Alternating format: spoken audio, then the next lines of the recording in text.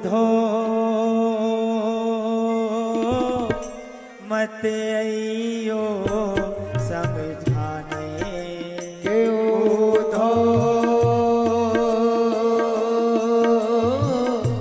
मत आइयो समझाने जाके कांटा लगे सोई जाने के जाके कांटा लगे सोई जाने उधो मत आइयो समझाने के उधो मत आइयो समझाने उधो कांटा लगे सोई जाने उधो कांटा लगे सोई जाने। वह ब्रज की गोपियां क्या कह रही हैं? उधो तुम हमें समझाने के लिए आए हो कि वे परमात्मा है, उनसे प्रेम नहीं किया जाता, उनकी पूजा की जाती है, मगर तुम्हारे लिए परमात्मा होगा, तुम्हारे लिए भगवान होगा, मगर हमारे लिए तो वह प्रीतम था। इसलिए उधो हमारी पीर तुम नहीं जान सकते, क्योंकि जिस भाव से हमने उस परमात्मा को भजा है, पुकारा है ना, उस भाव को केवल हम ही जानती हैं। वो यहां से दूर तो चला गया, मगर हम यह जानती हैं कि जितना दुख हमें यहां है ना, उतना दुख उस मथुरा में रहने वाले कृष्ण को भी होगा।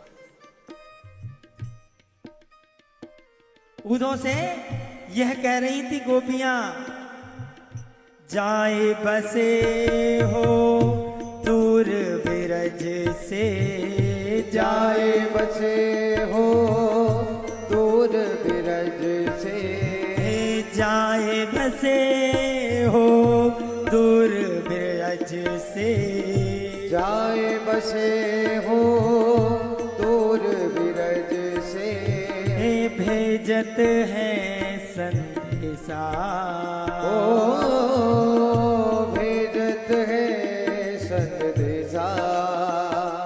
हाँ हम गोपित नित राह तकत हैं, हम गोपी नित राह तकत हैं, हम गोपी नित राह तकत हैं, हम गोपी नित राह तकत हैं। सुख गए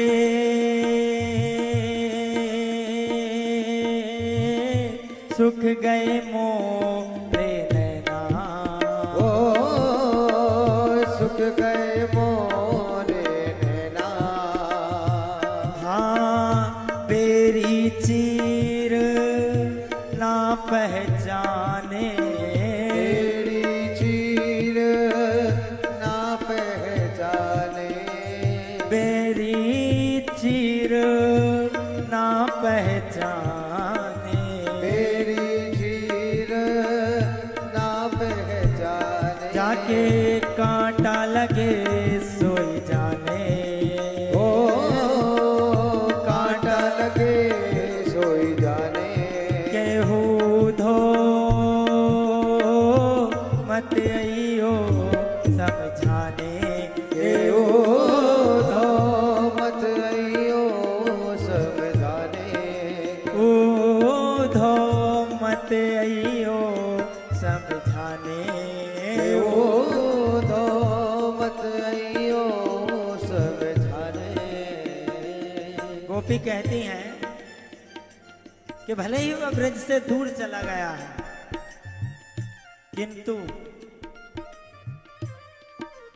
उसके का जो कांटा है ना, वो हमारे हृदय में लगा है, और जो घाव है, जो चीर है ना, वह चीर की पीड़ा उधो तुम नहीं समझ सकते। मोर मुकुट में जंती माला, माला मोर मुकुट में जलती माला मोर मुकुट में जंती माला मोर मुकुट में जलती माला दीजियो उसको जाए ओ दीजियो उसको जाए ओ दीजियो उसको जाए दीजिए उसको जाए। और उधो जब तुम जाओगे ना तो कन्हैया से हमारी एक बात कहना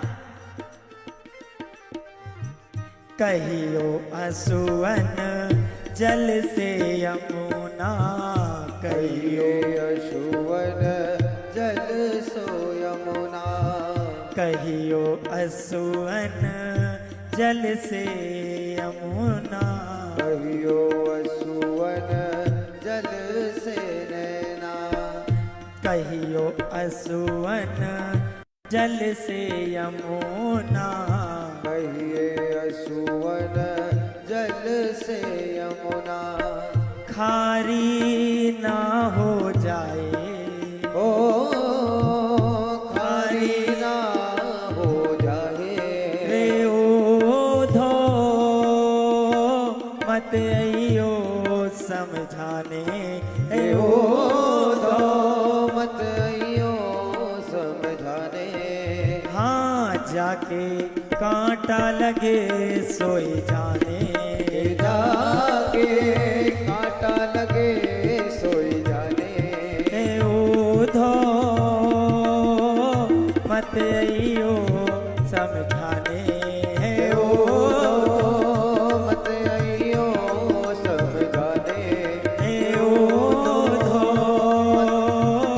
मत अइयो समझाने ए ओ दो मत अइयो समझाने हाँ जाके कांटा लगे सोई जाने जाके कांटा लगे सोई जाने हो जाके कांटा लगे सोई जाने हो जाके कांटा लगे सोई जाने जाके कांटा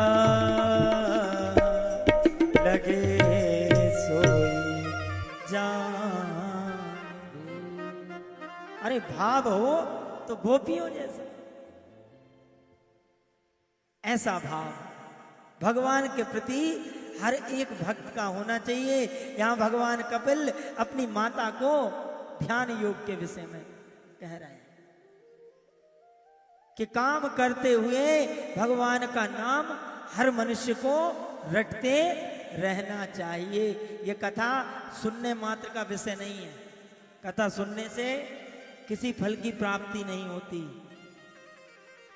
कथा को श्रवण करने के बाद अगर व्यक्ति उसका मनन करता है और अपने जीवन में उतारता है तो फल की प्राप्ति होती है। नहीं तो कई जगह कथा चलती है, कई बार हमने कथाएं सुनी हैं और कथा सुनने के बाद हमारे जीवन में अगर एक भी गुण ना आए तो वह कथा व्यथा ही है, वह कथा कथा नहीं है। बोली बांके बिहारी लाल की।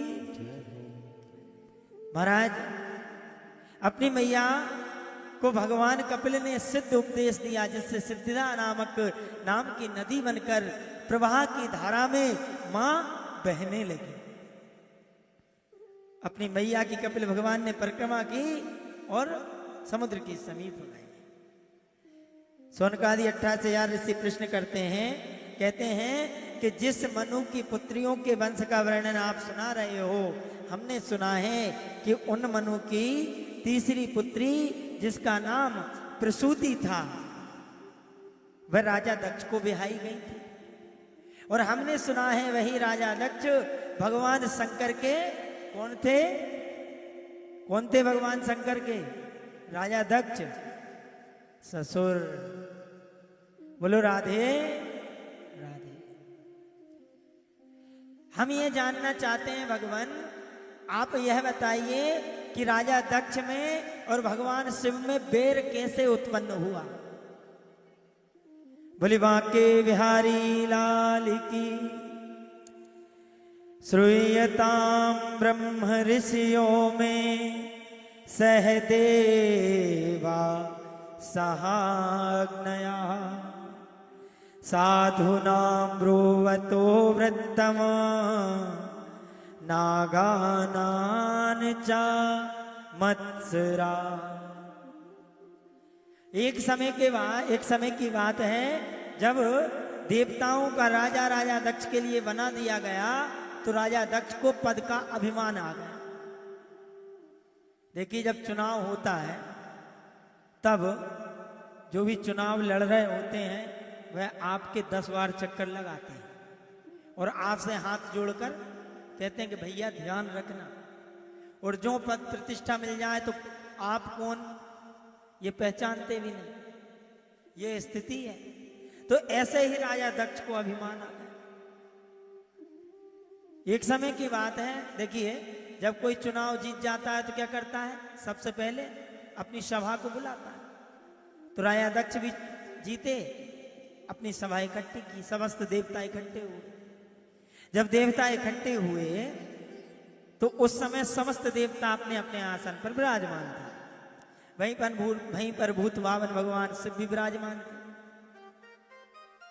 अब भैया जब जो बड़ा अधिकारी हो, जो बड़ा आदमी हो, जब वो किसी सभा में बीच में आता है तो सभी उठकर उसका स्वागत करते हैं। जब राजा दक्ष सभा में आए तो उठकर सबने राजा दक्ष का स्वागत किया। भगवान शंकर बैठे रहे। भगवान शंकर राजा दक्ष का अपमान नहीं करना चाहते और ना ही किया, मगर राजा दक्ष का ऐसा भाव हो गया कि भगवान शिव ने मेरा अपमान किया, देखो मैं देवताओं का राजा और मेरा अपमान, मेरे